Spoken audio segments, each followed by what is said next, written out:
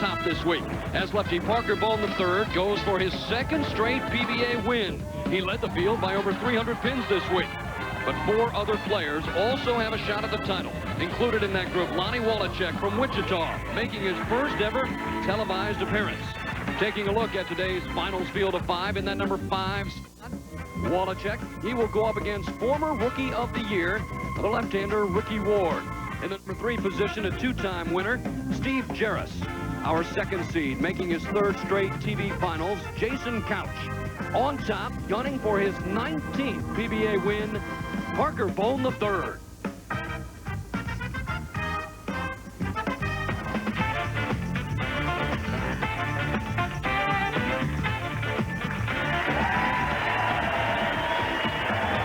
Hi, everyone. I'm Phil Ferguson, along with my broadcast partner, Marshall Holman. And due to technical difficulties a couple of weeks ago, we were unable to bring you the championship round of the Chattanooga Open. However, we have that exciting telecast for you this afternoon. And boy, a thrilling event. 5 players today. We do have another non-champion in Lonnie Waliczek going up in that first match against lefty Ricky Ward.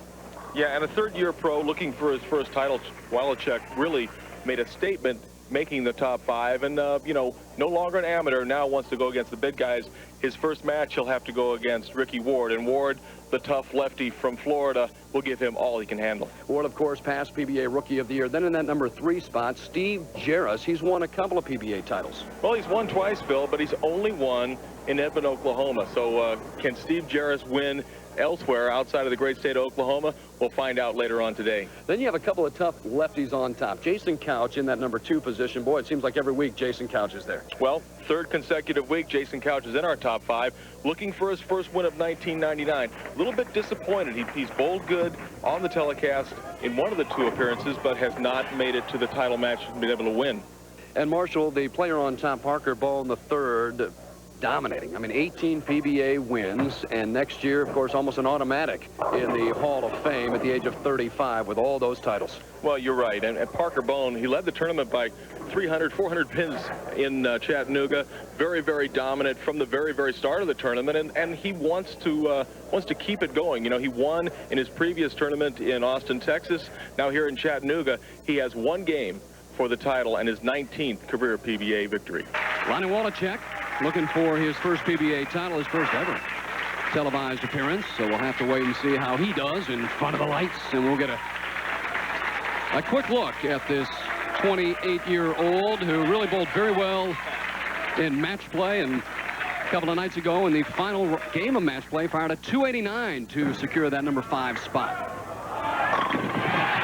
And a quality shot for Lonnie Waliczek. And, you know, Lonnie's never made a PBA telecast. He's never won one of our tournaments, but certainly a very, very good amateur career, and didn't look intimidated on that shot. Ricky Ward from North Fort Myers, Florida. He's won 3 national titles, a couple of regional championships. The lefty's first shot. Yeah, coming up a little bit light, leaving the 3 and the 9. Tough spare out the gate. Well, what makes it difficult, Phil, is that the 9 pin, the sleeper, must have enough power on the ball in order to get all the way into the 3 and then back over to the 9. Can he get it? He does. Spare to open up the match for Ricky Ward, making his first appearance this year. 5 shows last year, including a win in Albuquerque, 3 third-place finishes and a 5th-place finish. He can crank it up. 3 left-handers on our show today, 2 right-handers. Ricky Ward, 29. A little bit high, leaves just the 8 pin. You were watching the players practice a little bit on this television pair. Much difference between the 2?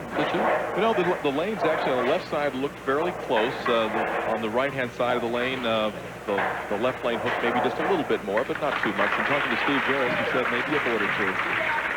A couple of spares for Ward. Now back to Waliczek. And Waliczek told me that really the pressure is off him. I mean, nobody would think that he would win a championship making his first televised appearance. So he doesn't feel a whole lot of pressure, but then again, when the lights are on, could be a little bit different. started off with a strike, looking for 2 in a row. Similar to Ricky Ward in the second frame, a little bit high. Trips the 4 pin out and leaves just the 9 ball, just a little bit high in the pocket. Fortunate to avoid the split. We watched that final game the other night, 289 against Mike Miller. They started out with 10 strikes in a row, and I'll tell you, if you have a good reaction on the lanes, it's easy not to be nervous. Waliczek in the pocket, the first 2 shots. Looks to be in pretty good control of himself.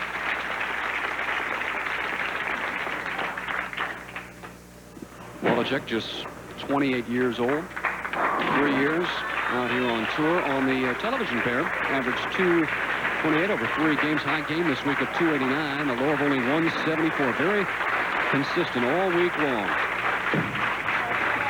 Got it out. Sets in the pocket at fast 8. Yeah, it's the 4 and the 7, and he goes from being 1 pin ahead to now being 1 pin down. On a shot that really looked good, Phil. Ball holds in the pocket, but just drives through a little bit too hard, leaving the 4 and the 7. We take a look at the grip of Lonnie Waliczek. Likes to hook the ball for the strikes.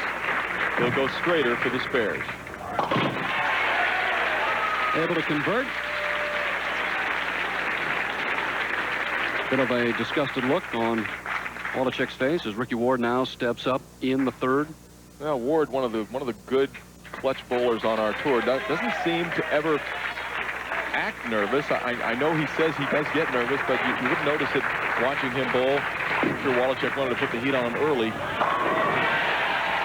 just in case Ricky Ward started doing something like that. Well, that's a power ball. He says as of late, when he makes the show, if he's leading the match, not able to provide that knockout punch.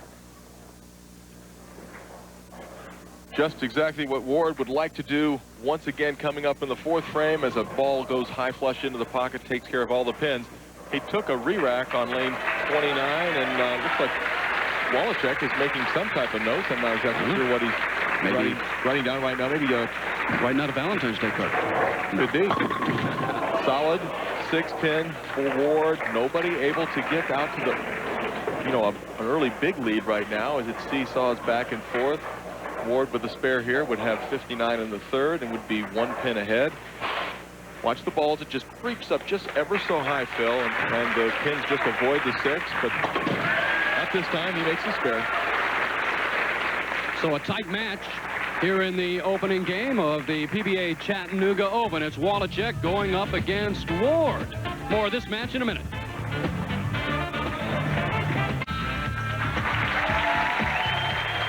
And we're back, and really a close one here to start things off, Marsh. Yeah, Waliczek in the pocket every frame. Finds himself 1 pin behind Ricky Ward. 4th frame. That's 10 in the pit. You know that he liked that shot because he actually started walking back with the ball still about 10 feet from the lane. He knows right at this moment, right now, that ball is going to strike. The only thing that could have stood would have been an 8 pin, and he wasn't expecting it. He gets a strike, keeps himself 1 pin down. Waliczek in the 5th frame working on a strike. A win would qualify him for the 1999 Brunswick World Tournament of Champions. For a 9-pin lead, and he comes in light. He leaves the 2 pin and the 8 pin, and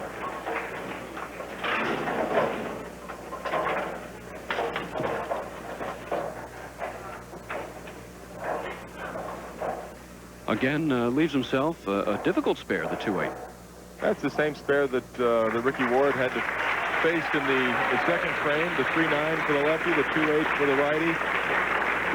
I would think he'll try to hook the ball into the 2 and the 8. He goes with the power, and no problem. Boy, he looks awfully cool making his first appearance. Well, he was making his first appearance, but he certainly bowled in some very, very important amateur tournaments. He was an All-American at Wichita State in '92 and '93. Yeah, he's got a lot of experience, but just not at this particular level. Ward now in the 5th. There it is again. the 2-8 for Waliczek, and it's the 3-9 for Ward. He shakes his head, kind of in dismay. He's now 1 pin behind. The scores aren't high, but boy, this is very, very close. Ward trying to pick up the spare. Able to do that, and he is 14 and 16 from the TV lights with a 2.16 average and 19 appearances. So Ricky's been here a few times, including 5 times last year.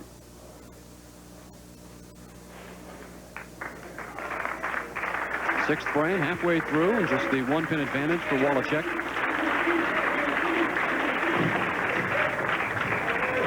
Oh, that's a pretty shot.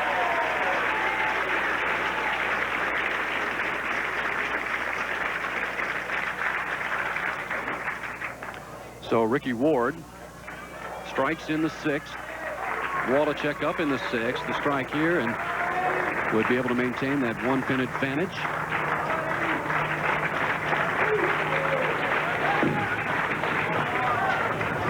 Oh, that's that in the pocket. Waliczek coming through in the 6th frame, keeping that 1 pin lead. Now up in the 7th frame. The lane he left the 2 and the 8 on last frame, Phil, has a chance to take that 1 pin lead up to 11. And I really think it's important that he strikes on this shot right here, because I really think that Ricky Ward is going to strike on the next shot. He's come in light a couple times on 30, but I see Ward making the adjustments. Ken Waliczek on 29. He made it, but comes in high, leaves the 3-6-10. And right now, I don't see it so much as nerves as just a matter of a bowler having trouble getting command of the lane. Watches the ball will cut right through the heart. The 3, the 6, and the 10 are left. Fortunately, the 9 fell out, so there's no sleeper to contend with, but still a difficult spare. Again, what makes these players out here so very good is that they're able to pick up the spares. Got to pick up the spares, and they've picked up some tough ones early on this afternoon. Waliczek able to get it. Well, let's see what a... Waliczek looking down, and we'll be back with more. Ricky Ward in the 7th. And Ricky was looking at the rack. He didn't like what he saw. He wanted another re-rack, but Phil, he's already taken his 2, so he is stuck shooting at this rack. I mentioned earlier, I really saw with his experience that he'd make a good shot and strike in the 7th frame. Now let's see. All right, that's 0 for 1 for Marshall. But fortunately, it's just the 2 pin for Ricky, and he came in light the last time on this lane. Now he comes in high. Both of these bowlers are mirroring each other, coming in high one frame, coming in light the next. Neither one of them able to really get command of this championship pair, 29 and 30. Able to pick up the spare. Ricky took off last week. He went home, worked on his game with his coach, Rusty McMillan. It's a major change. He shortened the span on the bowling ball and more control. And you know, when you make a change in your grip, change the length of your grip, it may only be 1/8 of an inch, but it feels like a lot to the bowler. So Ricky felt he needed to make a change, and he's done it. Leaves a soft 7 pin on lane 29. That lane he has command of as far as the pocket's concerned, but not able to strike. He'll throw it hard and straight at the 7 pin. Ball coming in just a little bit late. Watch the 4 pin as it lays into the channel, does not come back out to get the 7. And he had a little problem on the foul line there. No foul, but certainly he stuck a little bit and a little awkward, but made the spare. Waliczek up by 2. Now he was writing down some notes earlier. Apparently what he's got is he's got the right-hand lane much different than the left-hand lane. He was writing down where he was standing and where he was looking so he wouldn't forget. Interesting. Slow rolling, and coming up high, the 3, the 6, the 7, and the 10, and that 2 pin advantage is now a 2 pin deficit, plus a difficult split. Ball just coming in too high, never got it far enough to the right.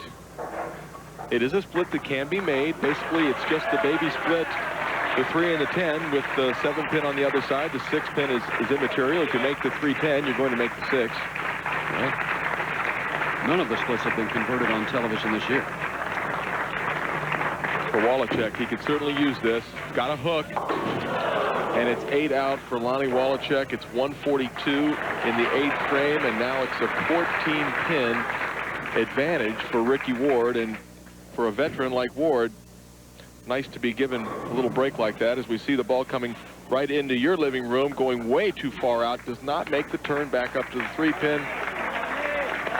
Time to regroup. With a big hook, if you let up on your speed just a little bit, you could be in trouble. Boy, you're completely right with that. And Waliczek, the right shot on the left-hand lane, kicking himself right now, upset with what he did on lane 30, but still knows he's got a chance. Waliczek can shoot 202. Ricky Ward right now working on a 196 pace. This is the way that Waliczek wants to see his ball entering the pocket. And then the reaction, it's about time. Ward up in the 9th frame. Able to kick them all out. And the lane that Ricky's been having trouble with, he finds it in the 9th frame.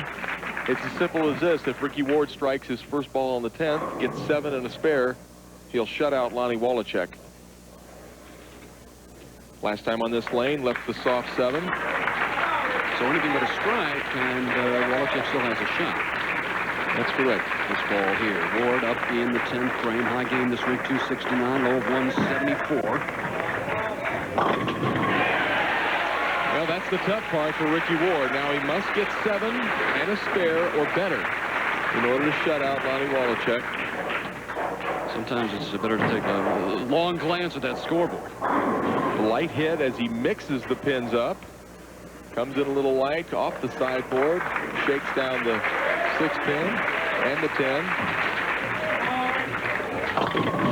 Very interesting, 6 pins. Right now, if he makes this spare, and it's a difficult one, he's got the 2, the 4, the 7, and the 8.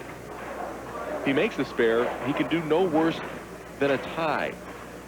But really, quite an error for Ricky Ward in the 10th frame. 202 with a spare, and then Waliczek with 3 strikes will match that score. Yeah, he makes the spare like it's easy. Trust me, that's not an easy spare at all. But for Waliczek, he finds himself in a position of having a chance. I've been in those shoes before as we see Ricky Ward making the 3, the 6, 7, and 8. I'm sure that Waliczek felt like he had lost this match and had no chance. All of a sudden, there's new life for him. Let's see how he responds. More speed. And boy, just adjustments were made throughout the entire game. He comes in light, he comes in high. And for Waliczek, he'll take away some very, very valuable experience, but it'll be no better than 5th. So Waliczek said his goal was to make the show. Now he's done that. And he will finish 5th. As Ricky Ward and Waliczek with the handshake. So it's going to be Ricky Ward going up against Steve Jaros in our 2nd match here in the Chattanooga Open. Nice to have you by. We'll be back with that match in a minute. Welcome back to the Holiday Bowl here in Chattanooga. Before we get on with our 2nd match, just a reminder, you can keep up with the pros and all the goings-on on the PBA Tour by checking out the PBA online at www.pbatour.com. Get all the latest news, stats, tournament results, and updates. We're ready now for our 2nd match. Lefty Ricky Ward taking on our number 3 seed qualifier, Steve Jaros.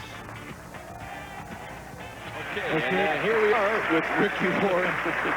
First up on lane 29, match number 2. And a great break. Ball coming in very, very high. Fortunate, he knows it. Got away with 1. So Ricky Ward. This ball was just high off his hand, but there goes the 6-pin, there goes the 10-pin, and there goes happiness. Look at Steve Jaros, first shot, 2nd match. A bowler that looked very, very good in practice, and someone who's really been very consistent over the last few years, makes a lot of telecasts, makes a lot of top 24s, but has not won as often as I think his talent would dictate. Just two titles. 16 years on tour. Average 239 on this television pair with a high game of 279 this week. Hurry back. That's the hit that'll win you a lot of tournaments. as June, his lovely wife, who is pregnant with twins. Watch the 6 pin as it just taps out the 10. It's that kind of hit right there that'll win you lots of tournaments. And right now for Ricky Ward, down by 10 pins, early pressure. And all sorts of problems with lane 30. Boy, he came in light a few times the last game on lane 30, came in high once on lane 30. It's Steve Jaros and 3 left-handed bowlers right now. So if there's a problem on the left-hand side, it could bode well for Jaros. Oh, great cover as he makes the 1, the 3, the 6, and the 7. Keeps himself only 10 pins down. Picks up another ball. As you take a look, the ball is just a little bit to the right of the head pin. Sends it over into the 7. Great cover, and with a brand new ball, a switch of equipment, a tap out of the 7 pin. So Ricky Ward picks up the split, comes back with a strike here in the 3rd frame, and Steve Jaros once again, his wife June pregnant with twins, so he needs to win badly. You know, formula and diapers, all that stuff. You got to win. He's trying, I guarantee you right now. 2 at one time. Oh my. Brings it back. Oh, is that pretty? June appreciates that. And Jaros really has done the bulk of his quality bowling. You alluded to earlier, he's a 16-year pro. He's done his best bowling in the last 5 to 7 years. Made nearly $80,000 last year on tour. This year he's bowled 120 games, averaged about 218. Very consistent player. Again, also you talked about Steve making a lot of top 24s, cashing week in and week out. It's making the top 5 and then winning the title. It could be a problem for Steve. Times in this. Oh, I saw that 8-pin standing. Well, he's not having any problems right now. For Steve Jaros, Steve is certainly in command of this pair. Ricky Ward is going to have to make a good adjustment on the right-hand lane if he expects to contend. We'll come back for the rest of this match. And when you're talking about Freddie Bohn, he's quite a teacher. He certainly is a great motivator, and as far as equipment is concerned, I said that Ricky changed balls. He's actually using a very similar ball, just a fresher surface. Not helping him on lane 30, unfortunately, for Ricky. When you're talking about a fresher surface, what does that do exactly when the ball hits the lane? It enables the ball to go longer through the front end of the lane before it starts making the hook back toward the pocket. Important to pick up the spare. Still not out of this game, although Steve Jaros showing absolutely nothing but perfection as he has 4 strikes in a row through 4 frames. Ward won the opening match over Lonnie Waliczek 202 to 170, and Ricky Ward now down by 30, but he weathered the storm in the first match, picking up a lot of spares here in the second match. He's picked up a split and other spares, so he wants to get it going here. The difference is Waliczek wasn't throwing lots of strikes. And again, the ball comes up light, punches the hole. There's the 1 and the 3, the 4, the 6, and the 7. 2 ways to make this spare fill. You can either go to the right-hand side of the head pin and drive the head pin into the 4 and 7, or you can actually throw the ball hard and straight, fit the ball between the 1 and the 4, and make it that way. So we'll see what his choice is. He's going to the right side of it, and he makes it. What a great spare. Up to the spare clinic from Ricky Ward. Doesn't he look nervous? Beautiful shot. Well, we'll see it again. He goes to the right-hand side of the head pin, throws it into the 4 and the 7, and I'm telling you, this is fun to watch. Very, very cool and nonchalant about it. Jaros with the first 4. Will it be 5? Well, he lofted it out of the lane a little bit, maybe to delay the hook and really snap back, and he has thrown 5 picture-perfect strikes here in match 2. Ricky Ward talking with his ball rep right now, trying to figure out something to try and put up a little offense against Jaros. Right now, he's making lots of spares, lots of tough ones, but Ward's got 75 in the 4th. Jaros, he's perfect right now, and he has a 45-pin lead after 5 frames. Will it be 55? We shall see. Oh, an extra $10,000. Should a player throw a 300-game, $25,000 in the title match. We'll stick around for that, but the first 6 for Steve Jaros. Let me ask you, with Ricky Ward and Marshall, a couple of lefties still to go, Jason, Couch, Parker, Bohn. Are they worried at all, looking at the problems maybe that Ricky's having? I know everybody throws the ball differently. Well, I would think they would be. There's a 3 and the 6 coming in a little light once again on lane 30. Just really having problems. He's changed balls. He's changed his line of the lane a little bit for Jason Couch and Parker Bohn. If I was them, I'd be concerned right now, especially maybe not so much with the struggling of Ricky Ward, but with the command of Jaros right now with 6 strikes in a row, and not just striking, but doing it convincingly with you know, flush hits. Very good shots. 7th frame for Ricky Ward. He leads by 47. 233, the best Ricky Ward can do. Will it fall? Make it 222, the best Ricky Ward can do.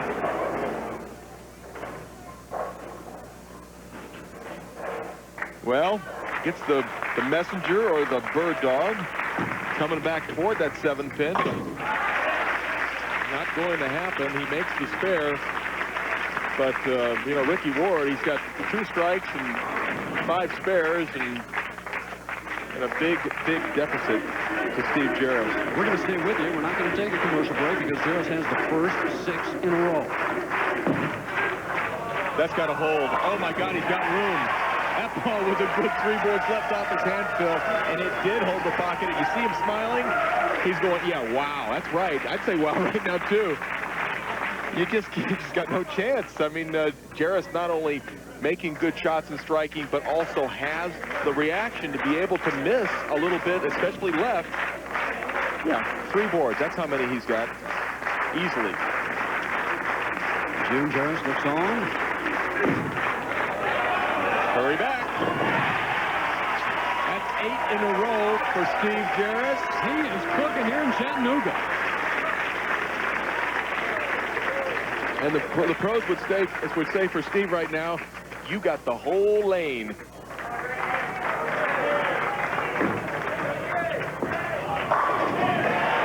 June pleased with that 8th one.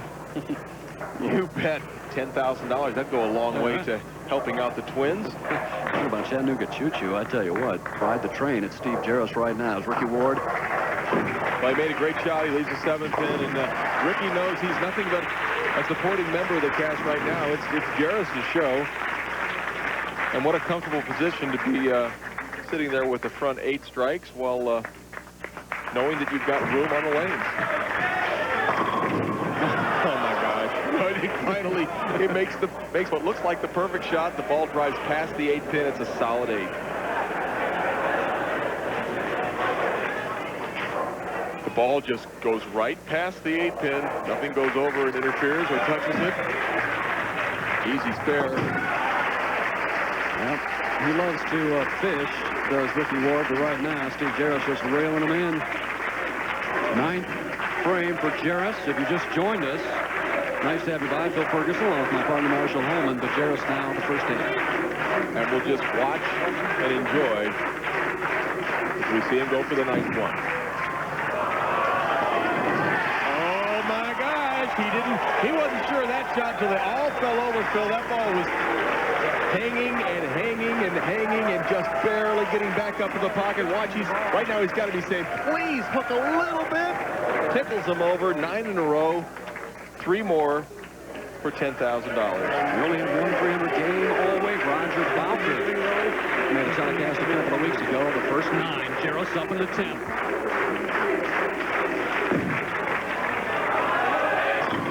Oh, that's his good lane, too.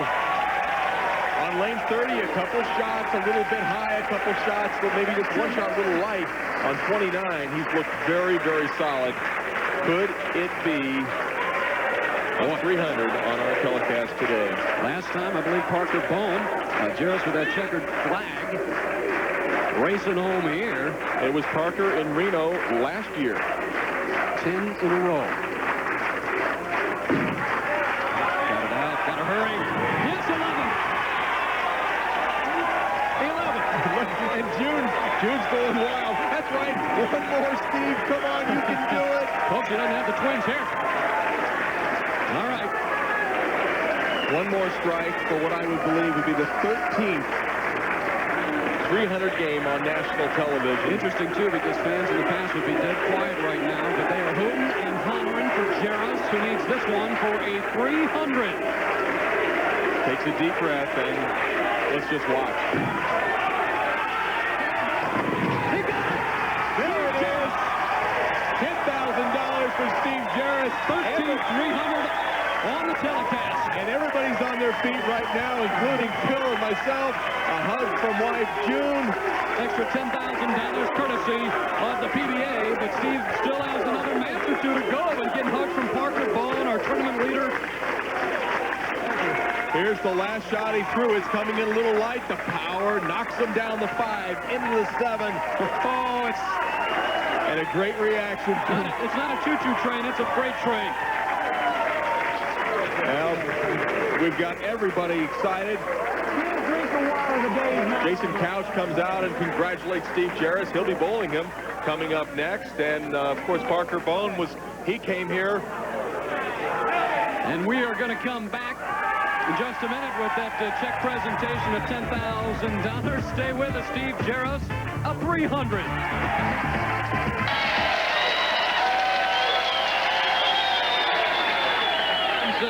Still cheering because Steve Jaros threw a 300 game just moments ago, and on the floor is my partner Marshall Holman. Marsh. All right, thank you very much. I'm here with Belden Gillum, the manager here at Brainerd Bowl, and a little bit of a check for Steve Jaros. Just a little one. Steve, on behalf of Holiday Bowl, City of Chattanooga, and the PBA, here's a bonus check for $10,000 for your 300. Thank you very much. Thank you very much. Pleasure. Well, I think crossing last week with you inspired me, Marshall. I don't know. You were there when I struggled a little bit with Kerry at the beginning last week, and we kind of talked that everything seems to come around, and it's really come around so far. Well, congratulations, but don't you have a little more work to do? Got a lot more work to do. That's just one game left in the tournament that I don't have to bowl, and I've still got 2 great opponents to get through, so I got to stay focused. All right. Well, Steve, you've got Jason Couch coming up in a moment. Now back up to you, Phil. Congratulations to Steve Jaros on his perfect game. However, to make it a perfect day, still going to have to get through a couple more matches for the title. Just a reminder that the PBA Tour will return here to ESPN this fall on Wednesday night starting October 6th. So mark it down and join us this fall for some exciting PBA action. Now here's my partner Marshall Holman with another Score More with Brunswick tip. This week, Marshall talks about backing up your game.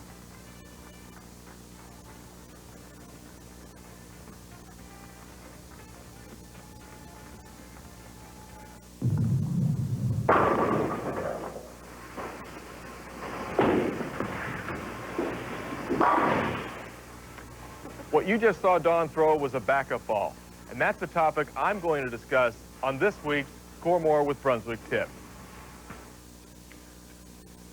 Now, Don's overall approach looks pretty good, but watch as he has a very weak hand position and gets a clockwise spin on the ball without much power. Now, I'm going to release the ball with a thumb coming out early in a counterclockwise motion, the right kind of lift, the right kind of power, certainly producing a lot more strikes.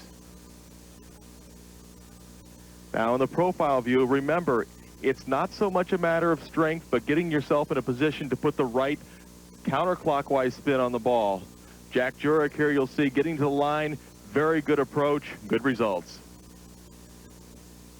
As we saw Dawn throw the ball, her ball was rotating in a clockwise motion, going from left to right. That imparts the spin for the backup ball.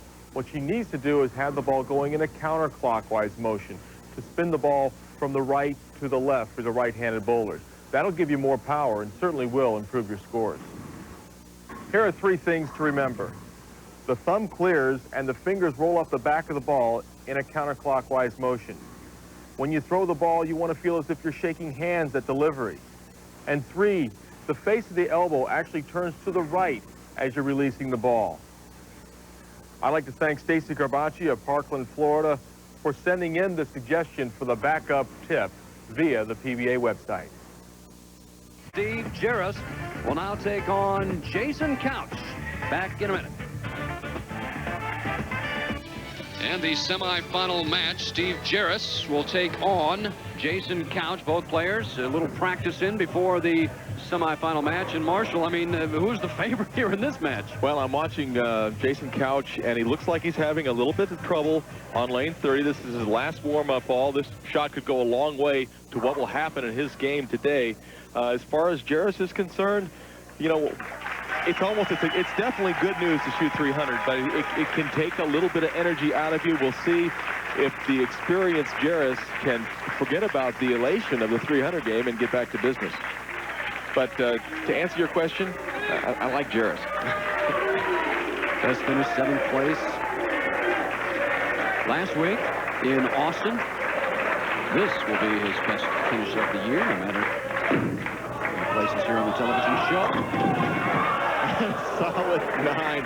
What a great shot. I think right now he's saying, I'm glad that happened in the first frame of this game and not the last shot of the last one. That was excellent, but only 9. Extra payday for Jaros, $10,000, courtesy of the PBA.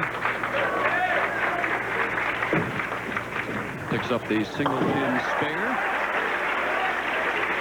Jason Couch, 3rd straight television appearance. And he had a terrible show in Dallas, but he bowled really good last week.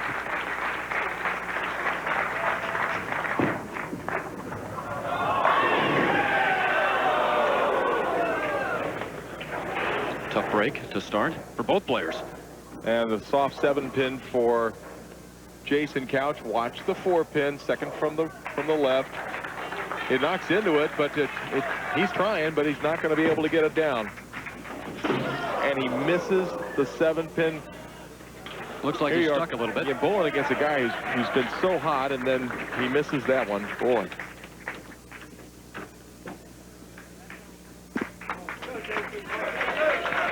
Has to regroup. Come on, good shot. $10,000 from Holiday Bowl for that 300 game from Jaros. I apologize. I said the PBA. Boy. Misses the 7-pin. Comes in just a little bit high.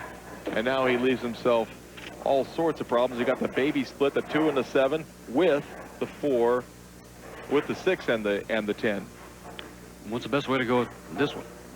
Well, need to put the ball just to the left-hand side of the 2-pin and knock the 2-pin into the 6 and the 10.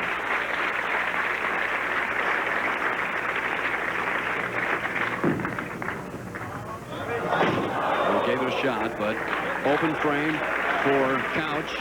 2 open frames to start this match as he missed the 7-pin and fails to convert the split. So 16 through 2 frames. Jaros, after a 300 game, starts off this match with a spare. He's up in the 2nd frame. And a huge break as he strikes the 2nd frame for Jaros. Jaros with 20 in the 1st, Couch with 16 in the 2nd. 24-pin lead right now for Steve Jaros, and for Jason Couch, he needs to get it going. A couple of 2nd place finishes for Jaros last year. He has thrown 14 shots in the pocket.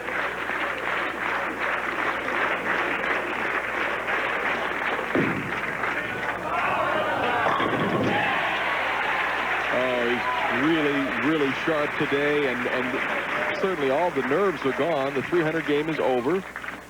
I think it was a good thing for him to leave that 9-pin in the 1st frame to sort of bring him back to earth and get him focused back on the match.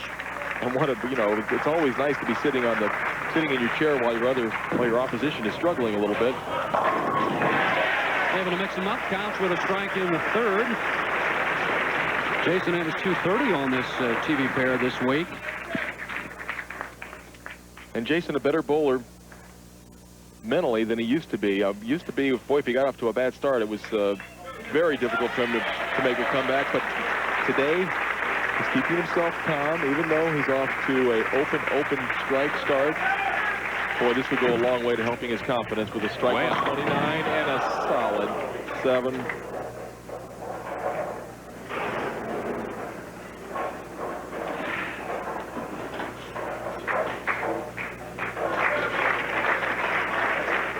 Couch needs to pick up the spare. Missed the 7-pin earlier.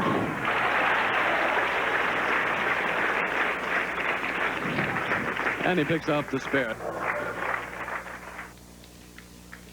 And we're back, and Marshall, some impressive statistics, average leaders. Well, Jason Couch, you see him with second behind Roger Bowker, Pete Weber up there.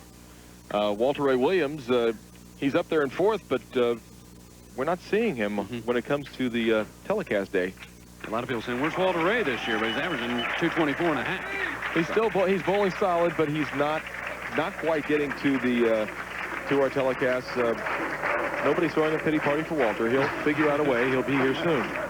Jaros working on a double, up in the 4th. He's put on a clinic. Well, he looked good in practice. He looks better on our telecast, and the way that his ball is going into the pocket. Watch as it comes down right towards us. Now look at the 6-pin as it knocks into the 10. That's what the players are looking for. On the right-hand side, can I make the 6 attack that 10? On the left-hand side, can I make the 4 get in the way of the 7-pin? That's where you get your extra strikes. Jaros, a couple of national titles, 15 regional titles. And a 54-pin lead after 5 frames.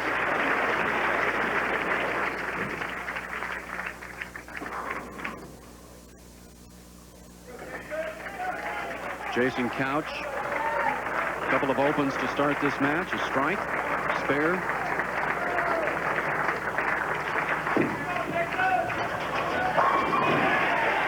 And what could have been 3 in a row had the 7-pin have cooperated in the 4th frame, but it didn't. It's 56 in the 4th for Jason. And Jason has won 5 titles. His 5 titles all coming from that #1 position. And if he can figure out some way to keep it going, Jason can still shoot 236 if he strikes out. I mean, that's a lot of strikes. It's a tall order, but could be necessary. You heard him ask for it. Still in the match. Ball coming in light. Right now he's asking for it to carry. He gets his wish.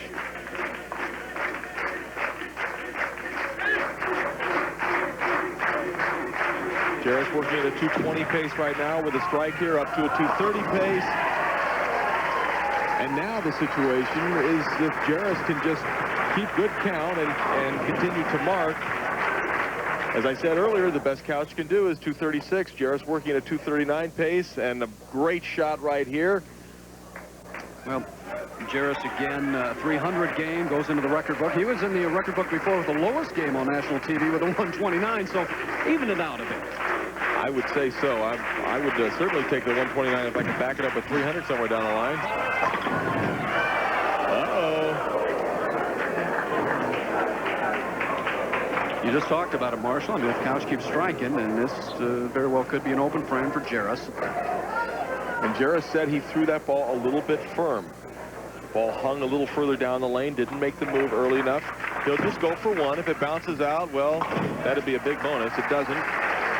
It's an open frame for Jaros, and that lead has gone down quite a bit. And Jason down 40 here in the semifinal match to Steve Jaros. Parker Bohn on top.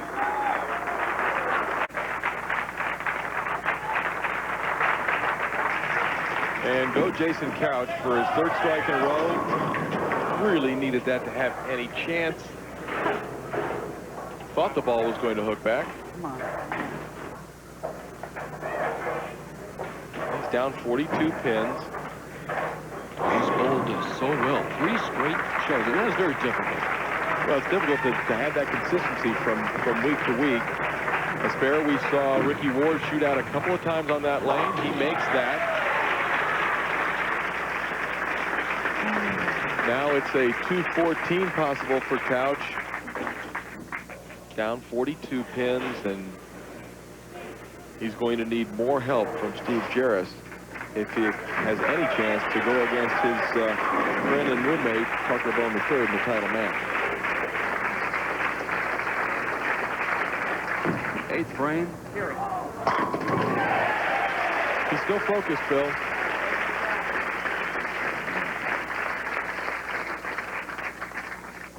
Ball coming from the left-hand side of the lane, charging hard into the pocket.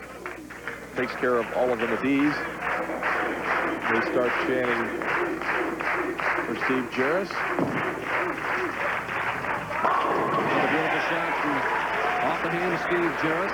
You know, you shoot a 300 game and you pick up some fans. And Steve picked up, I know he picked up a lot of them out there watching, and certainly the bulk of them in here. A couple of years ago, Steve's best year out on tour, earned nearly $100,000 right now.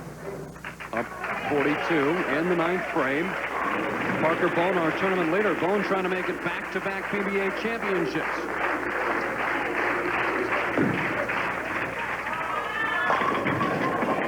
And almost the 7-10 again. He puts up his arms and says, oh, okay. That's all right. Not quite getting the same action as he throws the ball down the lane. The carry is not there. The ball is going just a little bit longer. Lanes are changing a little bit. And that could certainly bode well if he does make it through this game for Parker Bohn's chances of maybe winning his second in a row.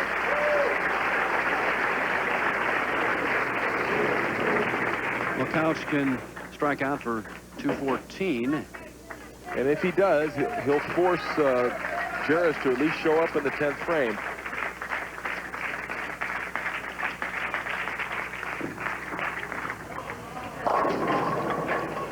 He can't make the ball hook back on 30. Very disappointing.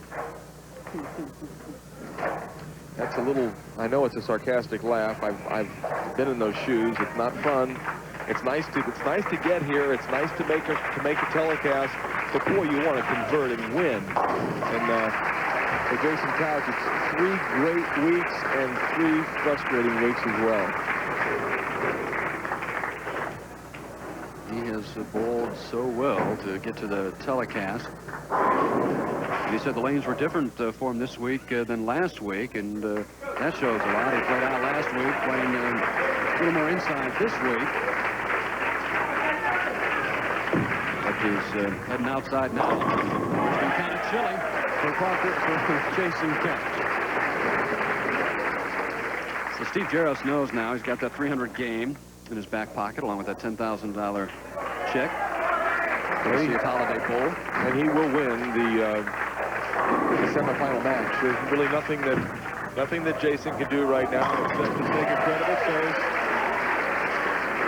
Disappointing, but 194 is the best that Couch can do.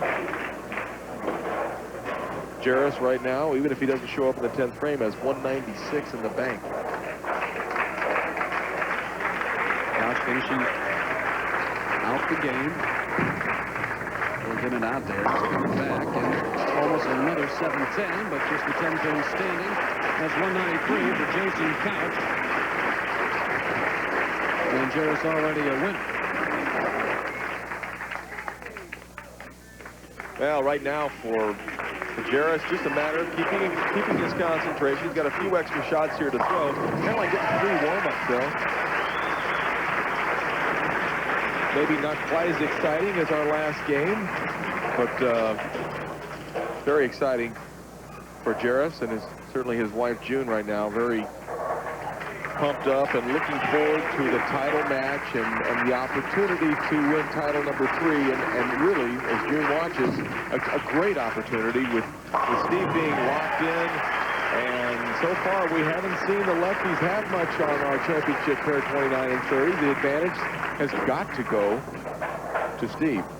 Jaros, he won in 91 and 93, so he hasn't won for a while. This is the first visit to the city of Chattanooga and the National Tour's first trip to the state of Tennessee for quite a while, since 1965. As Jaros strikes out, Jaros with 236, he is a winner. Well, the Jason Couch is 193, so it's going to be the righty Jaros against the lefty Parker Bohn after this.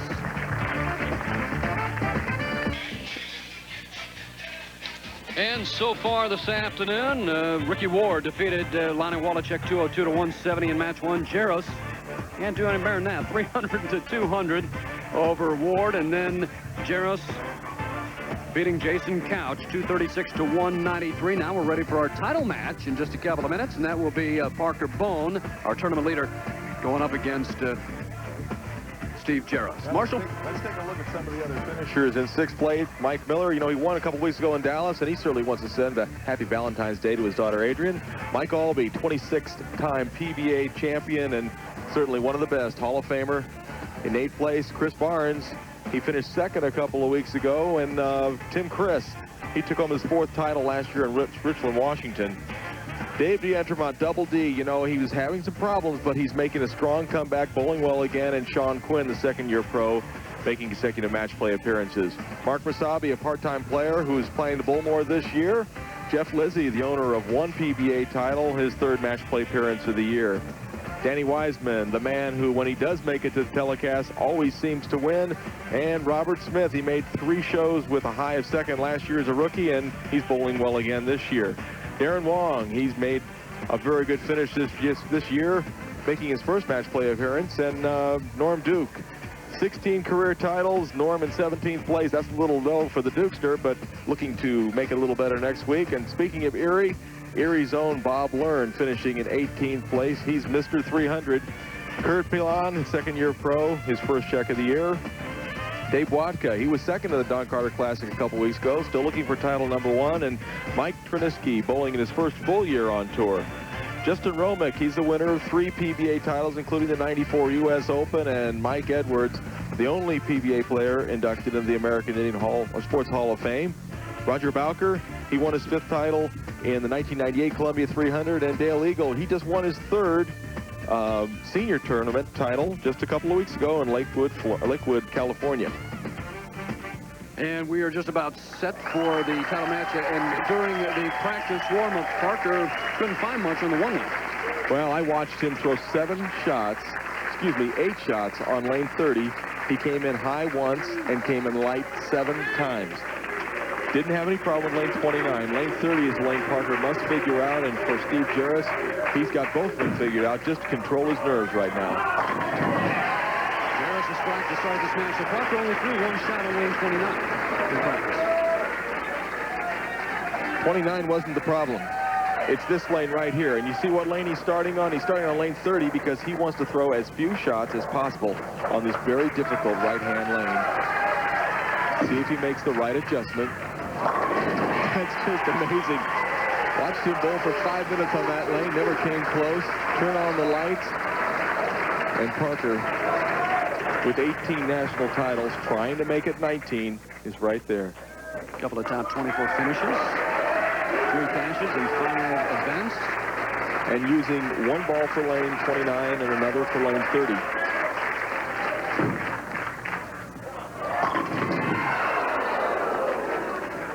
Soft 7, great shot. Going straighter on the left-hand lane.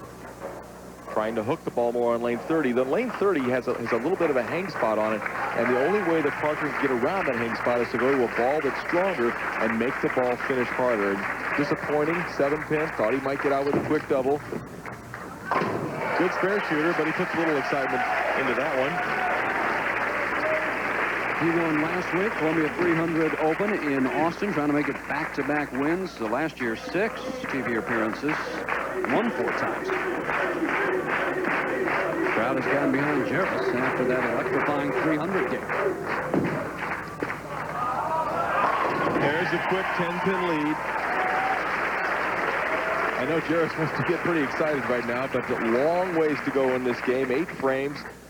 Has to keep himself a little bit calm early, and there's plenty of time to get excited later. Jaros. 3rd frame.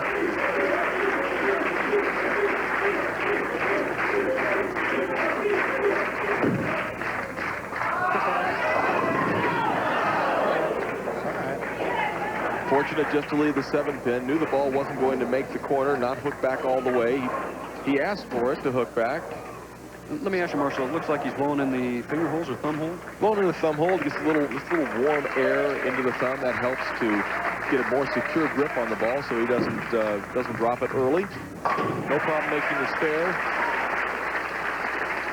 And we'll see if Parker can continue to strike on lane 30. Struck there in the opening frame, but boy, in practice, it looked like a really tough lane. And during the week, Parker was using a ball with a more tame cover stock because he didn't want the ball to hook a lot. I think he's changed on 30, going with something that'll race back towards that pocket. It gets there, but it's a 7-pin again. Good shot by Bohn. Believes that stubborn 7-pin. Simply the most beautiful style on our tour today. Parker Bohn III, that high backswing, that gorgeous perpendicular look at the foul line with the feet. Great balance. No problem with the 7-pin. Well, he earned $191,000 last year. In fact, he's now earned at least $100,000 each of the last 7 years. He's 18 titles. He's a bowling machine. He's looking to make it to 11 now in that top spot.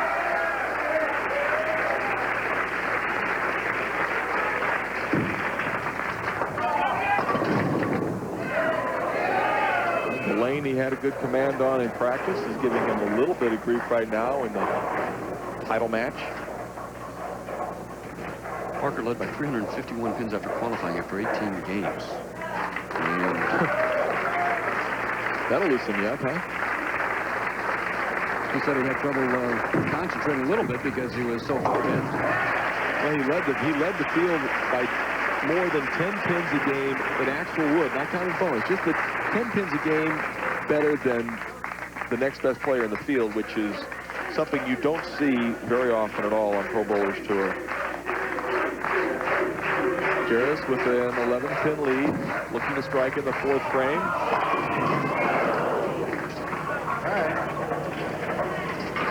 So a 10-pin advantage for Jaros. And he won a couple of matches. And he was pleased with the shot he threw on lane 30. Left a solid 10. Still looking very strong.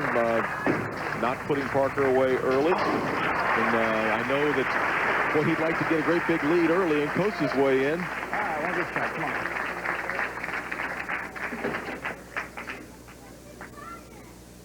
He has made a lot of great shots here this afternoon.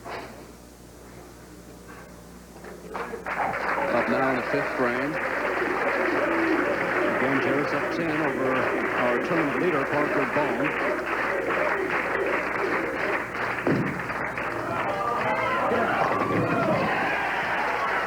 Similar shot to when he left the 7-10 in the last game. Ball's going down the lane longer and longer on lane 29 as he has to move in to make an adjustment. But the ball takes care of all the pins. Ball comes in a little bit light. He's happy to see him all fall over.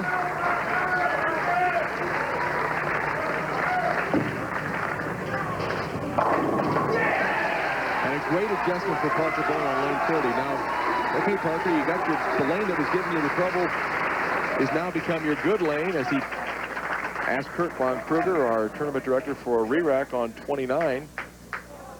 And he gets it. Well, you know, Parker grew up, and there's that reaction. Oh, yeah. Grew up in New Jersey. He said he owes a lot to a couple of people, including Dave Davis, Johnny Petraglia, and Mark Roth, that really helped him. You can't get much better than those players. Get those boys on your side. You're going to go somewhere.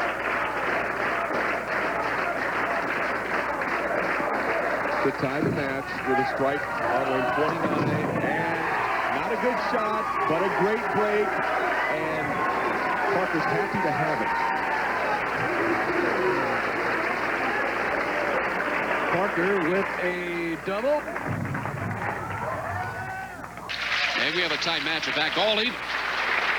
Now Parker fortunate to strike on his last shot in the 6th frame and puts a lot of pressure right back on Steve Jaros. And you know, I've certainly said this before, but you know, the better you are, the luckier you generally are too. He just knew it. Great shot. Off his hand, he knew it, and he is up now 10. That's Parker Bohn's father and his grandmother watching today, and probably not too pleased with what Steve Jaros is doing right now. They want to see that man right there. Parker Bohn throw some more strikes.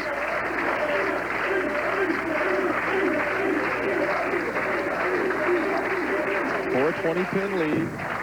Way out on the lane, really stopped that ball out far, and it came back strong, leaving the 4-pin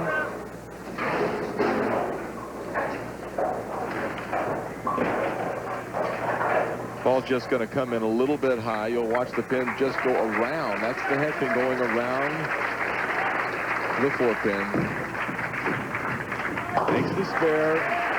9-pin lead against the very, very dangerous Parker Bohn III. He's got a lot of people rooting for him week in and week out, but especially this week, Phil. A lot of relatives here. And you can see 1-3 in title matches in 99, 98, 15 and non-entitled matches. That's players winning from that top seed, so it's been a little bit difficult to do this year. Brings it back. Boy, have we seen the 3 and the 9 very often on the left-hand side? That's the 4th one of those we've seen. A couple by Ricky Ward, one by Jason Couch, and now Parker Bohn leaves one in a shot where he had the opportunity to take the lead. Now he's down by 11 pins and still has a tough spare to make. Picks it up. Parker Bohn, I asked him, he said, you know, it's just a thrill to win one title, and now he has his sights set on winning 20. Right now he has 18, and he hasn't won a major title. That's I don't know, that's a quirk as far as I'm concerned. This man is so talented, has the physical ability and the great mental mind, the great ability to think his way through a tournament to go with it. That's what he looked like in practice on 29. Exciting title match. 9-pin advantage for Jaros. This is what Parker would like to continue to do. Put a few more together on lane 30, something like that on 29 again, and could be title number 19. Brings it back. Oh, my. Jaros has lived in the pocket all afternoon long. Come on. Classic delivery of Steve Jaros. Really gets through the ball strong at the bottom of the swing. Lifts really, really hard up the back of the ball, producing mostly forward roll, just a little bit of side turn. That's what makes the ball hit back into the pocket. It's not a spinning motion, it's a lifting motion. With this strike right here, Jaros cannot be shut out. Get back. Oh, yeah. Oh, now we're seeing some excitement from Jaros.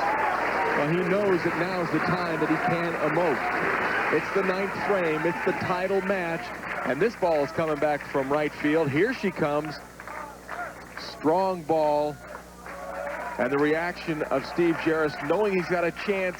Come on, let's get this one done. Parker Bohn up in the 9th. Came in light last frame. Comes in light again, but oh my gosh, how many breaks can Parker Bohn get? It's just, he trips the 6th pin to get his only other double in the 6th frame, and now in the 9th frame he trips the 3-pin. He knows it's a bad shot. Oh my gosh, what did I do? And he's certainly not an in-your-face kind of bowler. This man is as much a gentleman as anybody who's ever bowled on our tour, and I know that on the one hand he's a little bit embarrassed and feels bad about that shot on the last frame, but he's taken it. Can he make 3 in a row out of it? Oh. Maybe is it destiny for Parker Bohn? Just a 1-pin lead for Jaros right now. This is the way he wants to see the ball roll into the pocket. 10 in the pit, and the great reaction from Parker Bohn. He's puffing himself up. He roots for the other players. Well,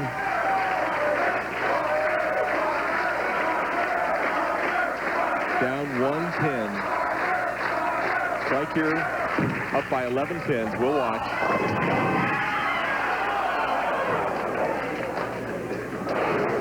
A little bit light. Sparrow give him 225. And that means Jaros would have to go 9 spare strike. You're a good scorekeeper, Phil. I'm keeping you.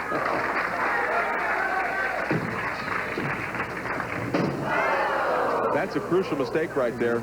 Parker. I mean, that just makes what otherwise was semi-difficult into just that much easier. If Parker Bohn loses this tournament by 1 pin, I mean, he just pulls that ball and he misses it, and then, you know, the reaction is, what the heck was I thinking?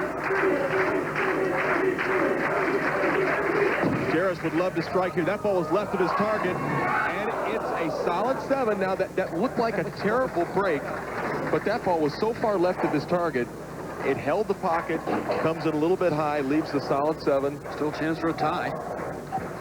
He's up by 2 pins. if he makes this spare, I just don't see how he can lose. He hasn't missed the pocket, you know, the entire day. I just don't see Jaros getting any less than 9 pins, Phil. Okay, 9, and he is a winner. Jaros will pick up his 3rd PBA championship, his first since '93. You know, the only thing that could keep him from getting 9 pins right now are his own emotions and his own nerves. He's got a great shot to the pocket, especially on this right-hand lane where he can tug the ball, he can swing the ball. 9 pins to win. Get back, get back, get back. Oh, it did come back. And I'll tell you what, June, Steve's wife, came right out of her chair. A big hug from Parker Bohn III. It's 3 titles for Steve Jaros. And an extra 10 grand with the 300. There's the hug. And how about that for a Valentine's Day present? So the winner of the 1999 PBA Chattanooga Open. There he is, Steve Jaros. Hugs all around on this Valentine's Day. We'll talk to Steve coming up here in a minute. And the winner of the PBA Chattanooga Open. What a great title match. Steve Jaros winning over Parker Bohn III, 226 to 224. Steve Jaros picks up his 3rd win. Now let's send it back up to my partner, Marshall Holman. Marsh? All right, and now it's time for our Ginkoma moment of concentration. And you talk about needing to concentrate. Well, Steve Jaros had 11 strikes in a row, and the only thing necessary right now is mentally being able to get the job done. There goes the ball out to the right. It comes back. He concentrates. He knows what he needed. He shoots 300. And a very, very happy Steve Jaros. And that's today's Ginkoma moment of concentration. Think better. Think Ginkoma. Back to you, Phil. There's Steve Jaros, your winner. Melvin Jalilin, the general manager here at Holiday Bowl, has a beautiful trophy for you. And also Merrill Eckstein, who is president of the Greater Chattanooga Sports Authority and Events Committee, with a nice check. Steve, congratulations. I think I should give that to the mother of the bee. She's the one who's going to need her, right? Need a lot of diapers. Congratulations, mother to be, I guess, because we got twins in there, and we're going to use that money for some diapers and formula. Steve, sensational. First of all, the 300 game, and then you had to regroup, didn't you? Sure did. That was an unbelievable experience. It's something that I've never really been involved in, and it was really great that I could stay focused. And again, I mean, there were 2 great champions to try to get through, and I really had to remain focused, and it all went for the best. Title match against Parker Bohn. Scintillating. Unbelievable. It was kind of a little bit of a rematch after Japan, and you know, Parker, you bowled great all week. It was unbelievable the amount of the lead that he had. Congratulations, Steve Jaros, your winner here in the 1999 Chattanooga Open.